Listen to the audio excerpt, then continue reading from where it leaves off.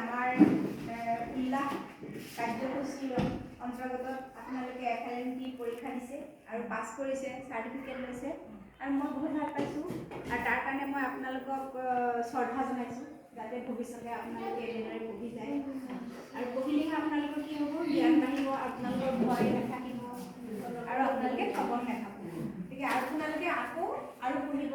আমাৰ কিতাপখনত এইখন কিতাপ হয়, আপোনালোকে দেখিছে এই কিতাপখনত আৰু বহুত বস্তু আছে, গতিকে এইবিলাক আপোনালোকে পঢ়িব, পঢ়িলে আপোনালোকে আৰু শিকিব পাৰিব।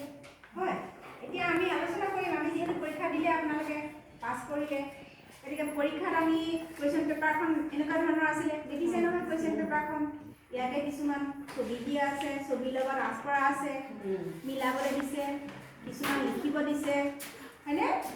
আকৌ কিছুমান সংখ্যাও আছে, আছে নাই?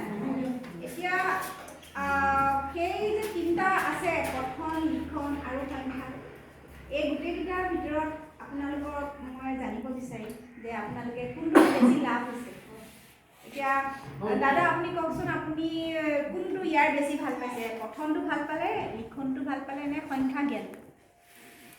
লিখাটো ভাল পাইছোঁ। লিখাটো আৰু সংখ্যাটো ভাল পাইছোঁ।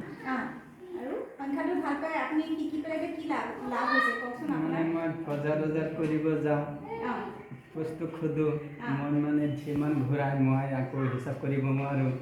হিচাপ কৰোঁতে যাওঁ, আকৌ উল্টি যাওঁ, যে তাতে মই ভুল হৈ গ'ল ন ইয়াত।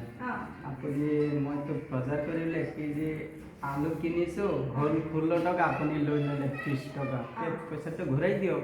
পিছত আঙুলি দি আহি হিচাপ কৰোঁ মই। এতিয়া পৰা হৈছে। হয় হয়, আপুনি এতিয়া পঢ়ি পেলাই বেছি ভাল পাইছে হিচাপ নিকাচ কৰি। মানে আমি এইটো বুজিছোঁ যে আমি পঢ়ি পেলাই আমি ঠগন নোখোৱাকৈ